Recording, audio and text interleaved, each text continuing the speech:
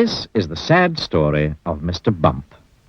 The trouble was that Mr. Bump just could not help having little accidents.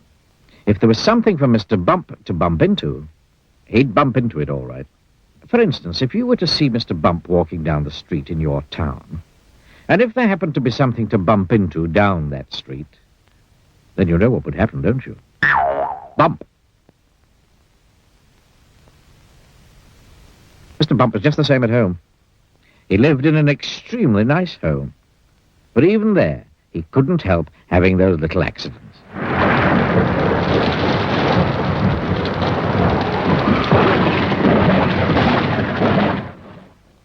For instance, one morning when Mr. Bump went outside his house, he noticed that the chimney pot had come loose in a storm the night before. I must fix that before it falls off, thought Mr. Bump to himself. And he hurried off to his garden shed to fetch a ladder.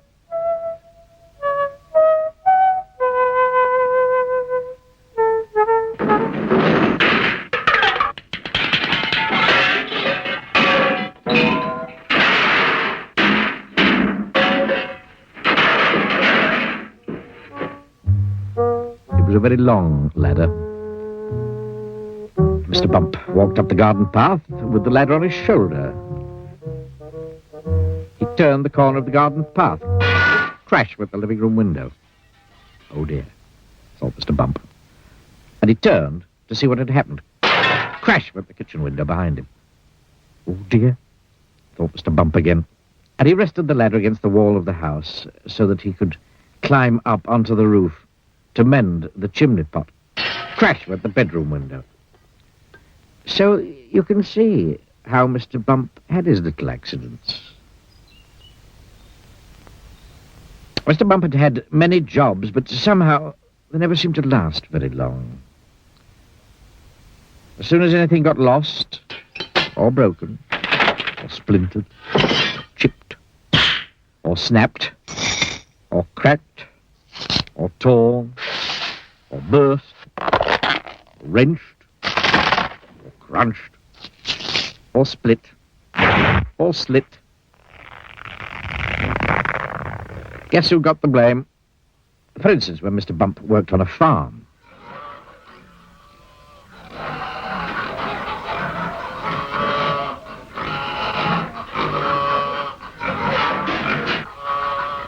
He tripped over the farm dog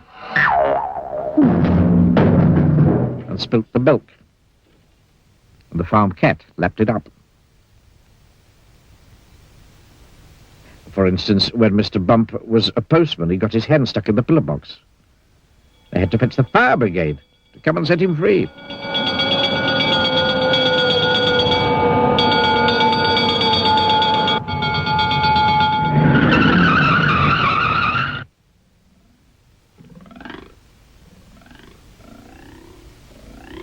For instance, when Mr. Bump was a carpenter, he found that when he was hammering nails, he hammered his thumb most of the time, and the nail hardly at all.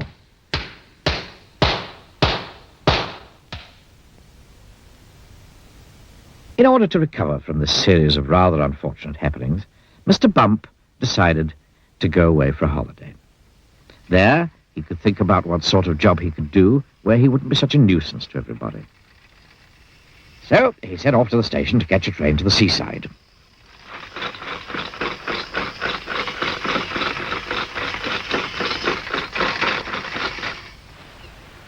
While Mr. Bump was on holiday, several things happened.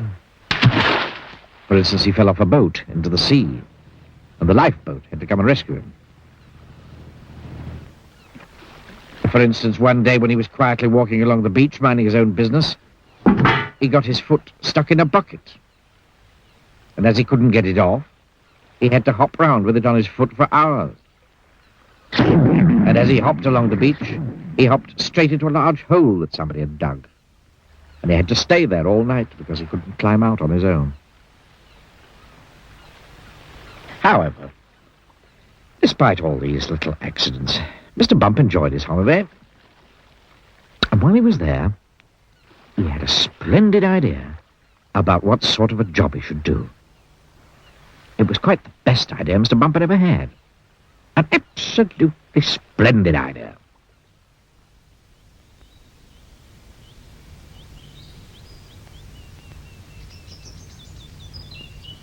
And now Mr. Bump works happily for Mr. Barley, the farmer.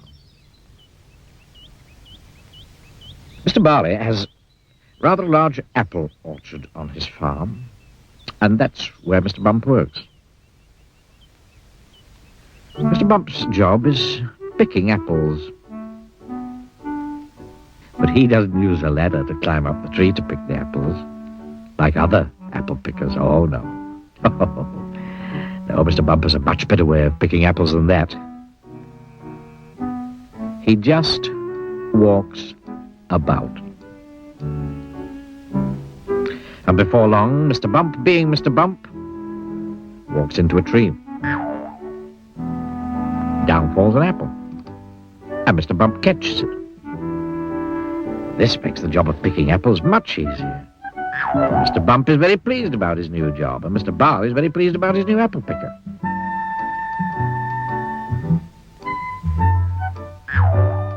So, you see, the story of Mr. Bump isn't such a sad story after all, is it? Ooh, ooh.